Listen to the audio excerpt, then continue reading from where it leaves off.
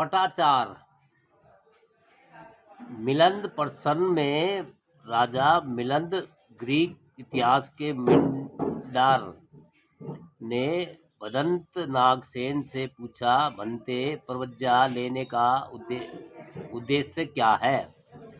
भदंत नागसेन ने उत्तर दिया, जो वेदनाएं उत्पन्न हो चुकी है उनको सहकर शांत कर देना और नई वेदना को उत्पन्न न होने देना, यही प्रव्रज्या का उद्देश्य है।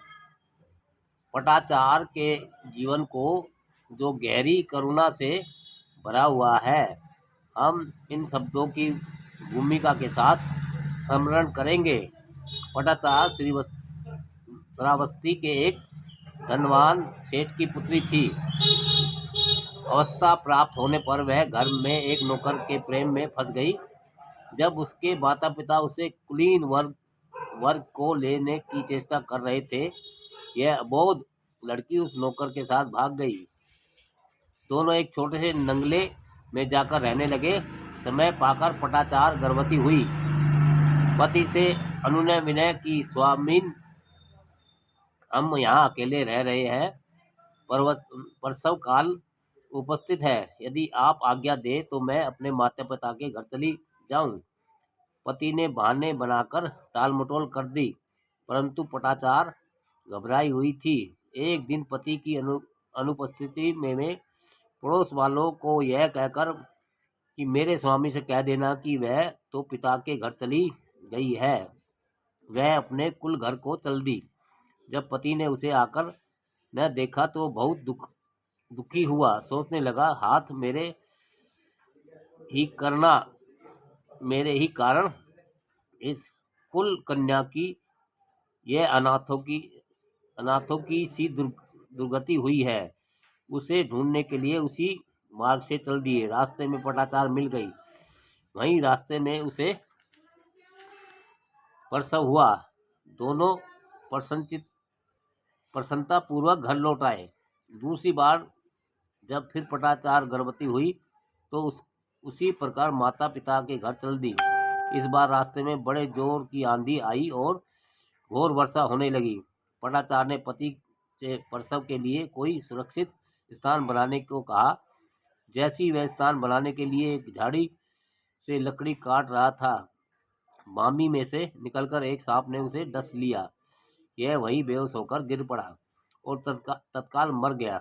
पटाचार किसी प्रकार आंधी और वर्षा के बीच ही रिक्त स्थान में पड़ी रही और उसी रात उसे प्रसव हुआ। अपने दोनों बच्चों को हृदय से लगाए वह प्रातःकाल अपने पति को खोजने चल दी।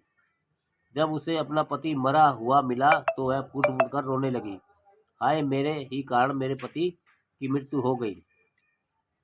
विलाप करती हुई वह दोनों बच्चों के साथ अपने पिता के घर चल दी। रास्ते में नदी पड़ती थी, उसे पार करने की शक्ति कहाँ थी। सोचा कि दोनों बच्चों को एक साथ लेकर तो पार करना मुश्किल है, अतः बड़े बच्चे को तो इस पार रख दिया और हाल के बच्चे को छाती से लगाकर यह दूसरे किनारे को चली।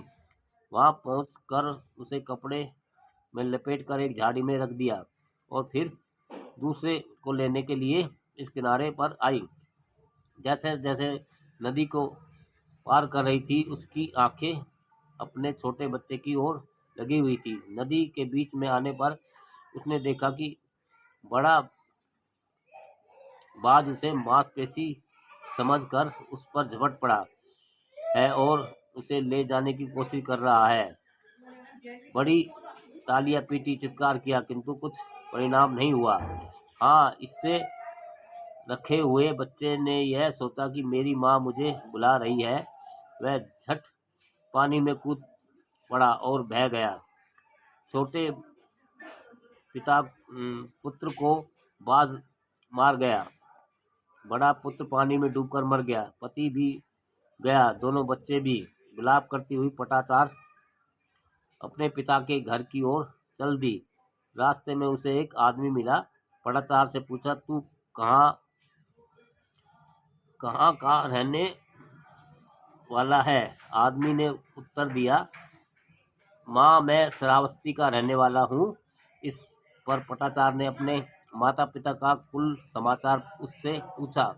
उसने उत्तर दिया, आज रात सेठ, उसकी पत्नी और पुत्र तीनों घर की छत गिर जाने से मर गए और एक ही साथ चिता में जलाए जा रहे हैं। देख भैया, यह धुआं उनका ही दिखाई दे रहा है। ये सब सुनते ही पटाचार पछाड़ खाकर धरती पर गिर पड़ी। फिर उसे अपने शरीर की चेतना नहीं रही। वह पागल हो गई और इधर उधर विक्षिप्त अवस्था में घूमने लगी।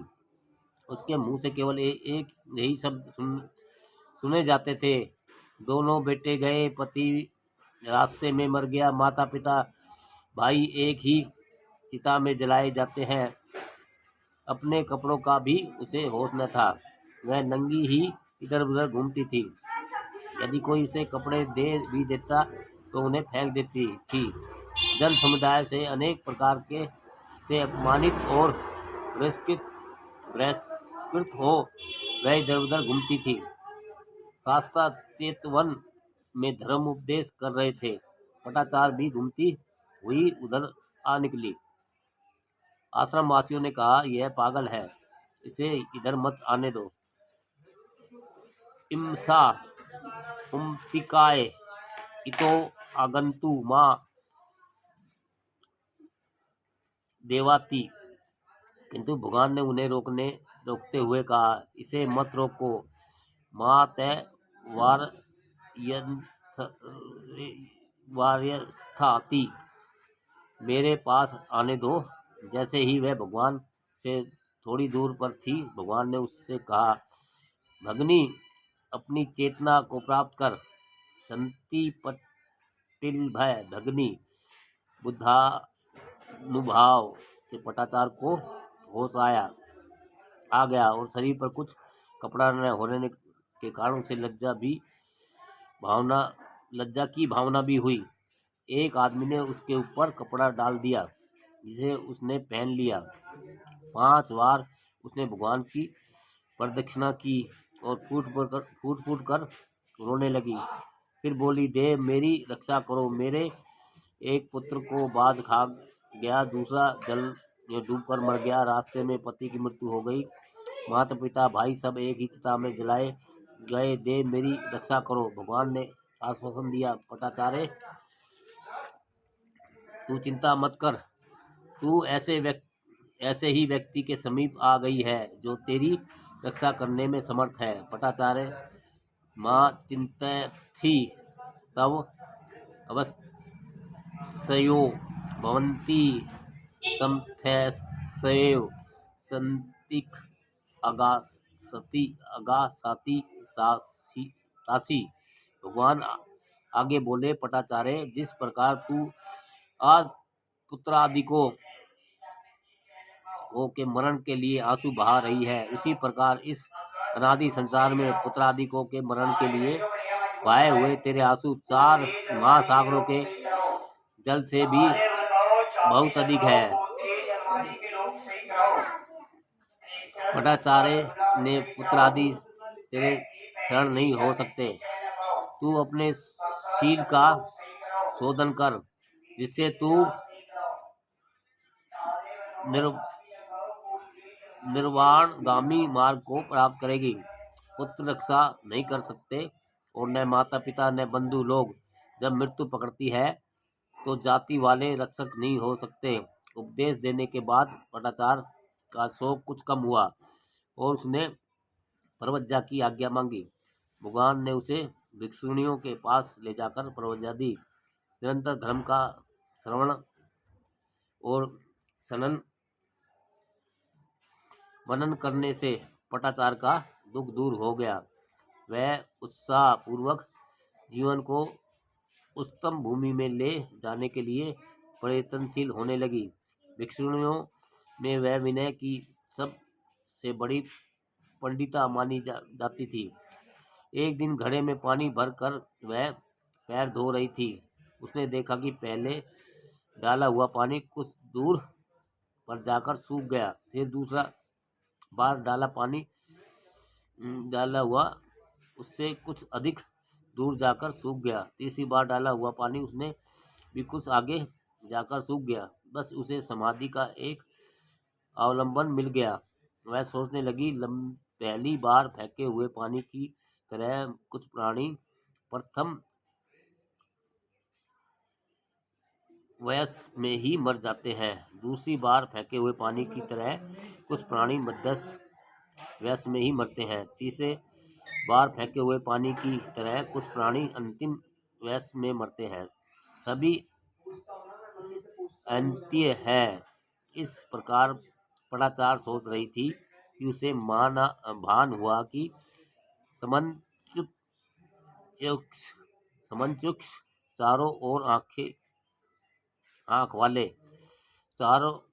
आंख वाले बुद्ध उसके सामने खड़े हुए कह रहे हैं, पटाचारे, ठीक है, सभी प्राणी मरण धाम धर्मा है।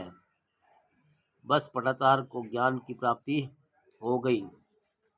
अपनी ज्ञान प्राप्ति का वर्णन करती हुई पटाचार्य कहती है, हल से भूमि को जोतकर मनुष्य उसमें बीज बोते हैं।